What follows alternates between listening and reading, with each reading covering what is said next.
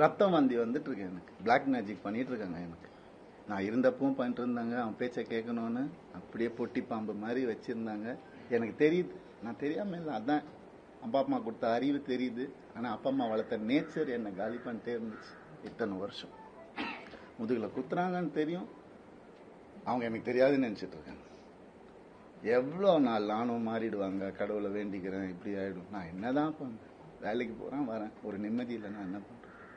ஒரு மரியாதை இல்லைன்னா என்ன பண்றது? வீட்டில் சில விஷயங்கள் சொல்லணுங்க, அது ஓப்பனாக சொன்னாதான். அது இந்த 3 லெட்டர் நடிகை இருக்காங்க, நான் சொன்னல ஆல்ரெடி நிறைய கேஸ். அவங்க பேரை சொன்னா அவங்களும் என் பேரை தெரியாம என்னை அட்டாக் பண்றாங்களாம். இட்லி நடிகை, அதையும் சொல்லிடுறேன் நான். 3 பேர் ஹீரோஸ் என்கிட்ட, பெரிய ஹீரோஸ், அவங்க ஜென்ரேஷன் ஹீரோஸ் என் குடும்பத்தை கெடுக்க வந்த இவாவ அசிங்கமான வார்த்தையில சொன்னாங்க.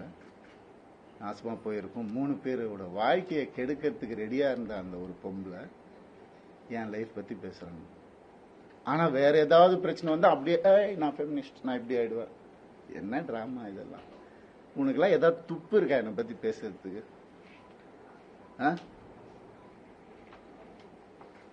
எப்படி இப்படிலாம் மனுஷங்க இருக்காங்கன்னு புரியல எனக்கு.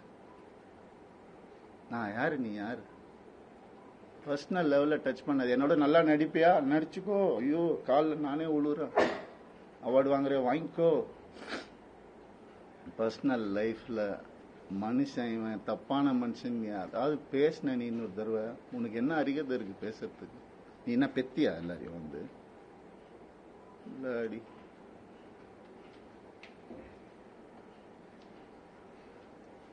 தண்ணி கொடுங்கப்பா.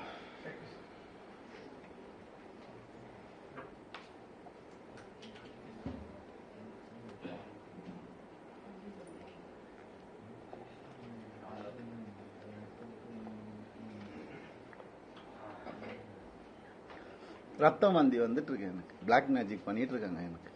நான் இருந்தப்பவும் பண்ணிட்டு இருந்தாங்க. அவன் பேச்சை கேட்கணும்னு அப்படியே பொட்டி பாம்பு மாதிரி வச்சிருந்தாங்க.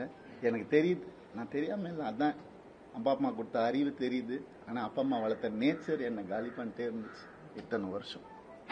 முதுகுல குத்துறாங்கன்னு தெரியும், அவங்க எனக்கு தெரியாதுன்னு நினைச்சிட்டு இருக்காங்க.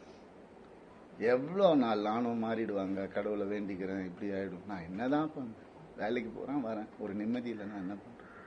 ஒரு மரியாதை இல்லைன்னா என்ன பண்றது? வீட்டில் அவ்வளவுதானே கேட்கிறேன் நான். பேசிக் தானே கேட்கிறேன். இதுல என்ன ஆம்பளை பொம்பளை எனக்கு புரியல. சீக்கிரம் குத்துங்க, வாங்கிக்கிறேன் நானு. அப்படிதான் என்ன இத்தனை நாள் வேலைக்கு போயிடுறேன் நானு. ஏன் இப்ப நான் வெளியே போயிட்டு யாரு கூடயோ போனதுதான் உங்களுக்கு எல்லாம் தெரியும். அதுக்கு முன்னாடி நான் 2 வருஷம் ஹோட்டல்ல அங்க இங்க தங்கினதெல்லாம் உங்களுக்கு தெரியாது இல்ல, யாருக்கும் தெரியாது. ஏன்னா நான் சொல்லல. 4 வருஷம் இன்னையோட 4 வருஷமா எனக்கும் சம்பந்தம். இப்ப நடந்ததுதான் அவங்க எல்லாருக்கும் தேவை. அதுதான் அப்படியே ஜோடிச்சு இப்படி பண்ணி கிளாசிக் வச்சிருப்பாங்க நிறைய. ஏஐல கிரியேட் பண்ணி எவிடன்ஸ், எனக்கு தெரியாது, அது ரியல் எவிடன்ஸே எடுத்துட்டு வரேன். எனக்காக பேசுறவங்களும் இருக்காங்க. இதெல்லாம் தப்பு. ஒருத்தரோட வாழ்க்கையில விளையாடக்கூடாது, ஒருத்தரோட இமேஜ்ல விளையாடக்கூடாது. என்ன நடந்துச்சு உங்களுக்கு எப்படி தெரியும்? இப்போ இருந்து பாருங்க 2 நாள் முடியுமா? இல்ல, இப்ப இருந்தவங்களுக்கு தானே தெரியும். நீங்க ஏன் பேசுறீங்க? Cyber bullying pricks. உங்களால எத்தனை பேர் செத்து போயிருக்காங்க தெரியுமா உங்களுக்கு? எத்தனை பேர் சூசைட் பண்ணிருக்காங்க தெரியுமா உங்களுக்கு? நான் போயிடுவேன், உங்க எல்லாரும் எடுத்துட்டு தான் போவேன் நானு. பிளடி குழந்தைங்கள்ல இருந்து டீனேஜர்ஸ்ல இருந்து உங்களால செத்து போயிட்டு இருக்காங்க. Cyber bullying pricks. வெக்கமா இல்ல உங்களுக்கு எல்லாம்? என்ன நினைச்சிட்டு இருக்கீங்க?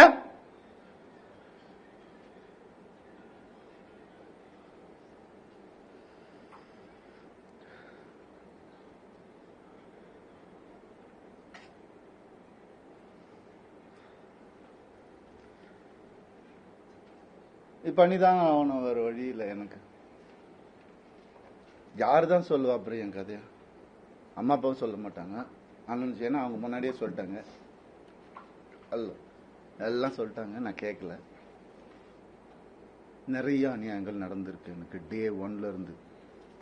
அவங்கள கை அறுத்துக்கிட்டு தான் என்ன கல்யாணம் பண்ணாங்க. பிளாக்மெயில் மேரேஜ் தான் இது. பாருங்க வேணா போட்டோஸா. இன்னைக்கு என்னையும் பண்ண வச்சிட்டாங்க. அதான் நடக்கும். ஒரு டெத் விஷ் வாங்கிட்டு தான் நான் இத்தனை வருஷம் உட்கார்ந்துருந்தேன்.